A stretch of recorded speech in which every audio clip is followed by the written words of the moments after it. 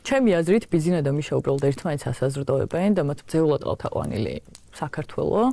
მან მიშას პლაკატი არ არის მთავარი პრობლემა და არის მთავარი პრობლემა მიშას პლაკატით ვინც არის იმ ადამიანების დამოკიდებულება ზოგადად პროცესების მიმართ. სახელმწიფოზე წინ არ უნდა დააყენო არც ერთი ადამიანი, არც ერთი შენი ლიდერი თუ კერპი თუ ვინც არ უნდა იყოს. დღეს რასაც ვედავებით ქართულ ოცნებას ეს არის ის რომ მათ ყველაფერზე წინ და სახელმწიფო ინტერესზე წინ უყენიათ ბიძინა ივანიშვილი, ისევე როგორც ნაციონალურ მოძრაობას სახელმწიფო ინტერესზე წინ უყენია მიხეილ სააკაშვილი. თუ არ იქნება მიხეილ სააკაშვილი, მათთვის არ არსებობს არაფერი. როდესაც ამ აქციებზე ძალიან ბევრი ადამიანი დადის, რომელიც ასევე წინა რეჟიმის დროს იყო ძალიან დიდი აგრესიის, ძალიან დიდი ძალადობის ხვერპლი და ეს ადამიანები ამასაც კი ბატონო, მეც ერთ-ერთი და ჩემი წრეში ძალიან ბევრი ადამიანი და როდესაც ჩვენ თუნდაც გადავტეხეთ ის, რომ ჩვენ ნაცებს გვეძახიან იმის გამო, რომ ჩვენ ამ აქციებზე ერთად ვიბრძვით სახელმწიფოს გადარჩენისთვის, ალბათ თვითონაც უნდა გადატეხონ ეს თავის თავში რაღაცნაირად, რომ იქ ბევრი ადამიანისთვის უბრალოდ მორალურად არასწორია, როდესაც